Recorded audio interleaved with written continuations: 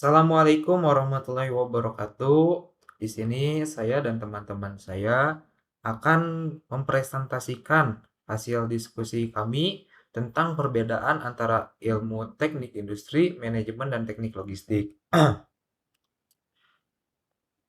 Sebagai tugas akhir dari mata kuliah pengantar teknik industri. Nah, di sini saya akan memperkenalkan dulu saya dengan teman-teman saya. Saya sendiri adalah Muhammad Gumilang Nur. NIM saya 102012500211.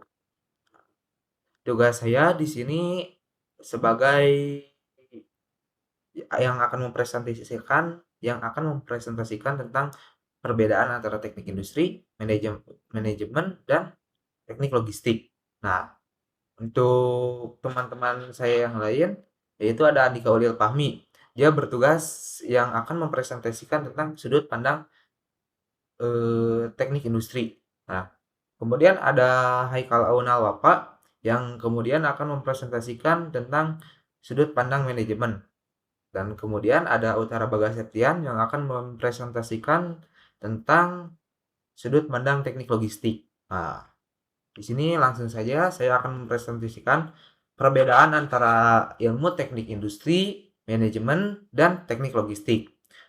Untuk teknik industri sendiri, teknik industri berfokus pada perancangan, analisis, dan perbaikan sistem yang terintegrasi, yang melibatkan antara manusia, mesin, material, metode kerja, informasi, dan biaya, dengan tujuan untuk meningkatkan efisiensi, produktivitas, kualitas, serta kinerja keseluruhan suatu sistem secara optimal. Nah, untuk manajemen itu berfokus pada pengambilan keputusan yang bersifat strategis maupun operasional, serta pengelolaan sumber daya organisasi seperti sumber daya manusia, keuangan, aset, dan waktu, agar tujuan perusahaan dapat dicapai secara efektif dan efisien. Nah, yang terakhir ada teknik logistik. Nah, untuk teknik logistik sendiri berfokus pada perancangan, pengendalian, dan optimalisasi aliran barang, informasi, dan transportasi, mulai dari pemasok, proses produksi, hingga distribusi ke pelanggan akhir, dengan tujuan meminimalkan biaya logistik, mempercepat waktu pengiriman, dan meningkatkan tingkat pelayanan. Mungkin sekian dari saya. Selanjutnya akan dilanjutkan oleh teman saya, Andika Ulil Fahmi. Assalamualaikum warahmatullahi wabarakatuh. Sebelumnya izinkan saya memperkenalkan diri. Nama saya Andika Ulil Fahmi dengan NIM 10201125002223 dari kelompok 1. Seperti yang teman saya Muhammad Gilang jelaskan, saya akan menjelaskan tentang sudut pandang TI. Di sini saya akan memberikan beberapa decision saya dan serta alasannya kenapa saya memilih decision itu. Yang pertama, itu memperketat pemeriksaan bahan baku sebelum digunakan agar bahan yang cacat tidak ikut diproses. Itu decision yang pertama.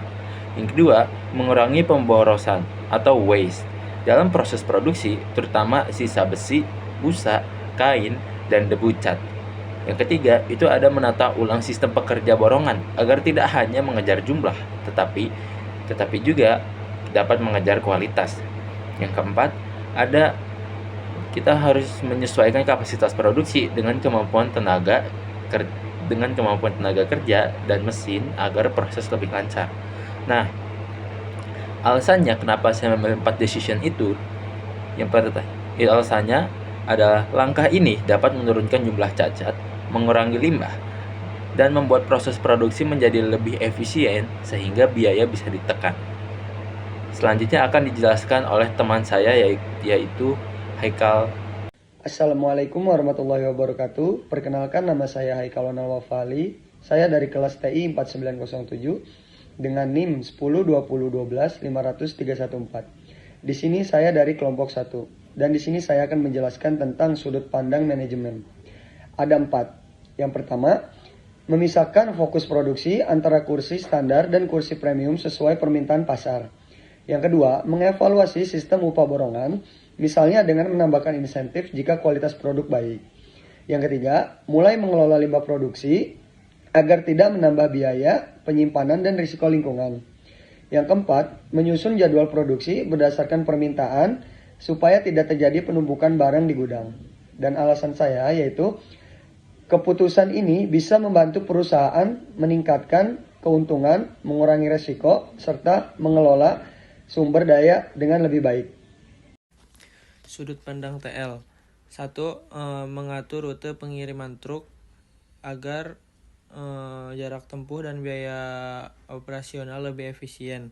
Lalu yang kedua, mengatur daerah distribusi agar pengiriman bisa dilakukan secara bertahap.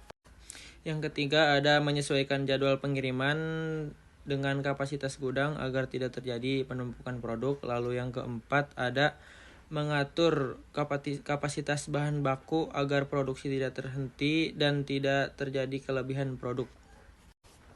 Alasannya, pengelolaan logistik yang baik dapat menurunkan biaya produksi, mempercepat distribusi, dan menjaga kelancaran produksi. Sekian presentasi dari kelompok kami, kurang lebihnya mohon maaf. Wassalamualaikum warahmatullahi wabarakatuh.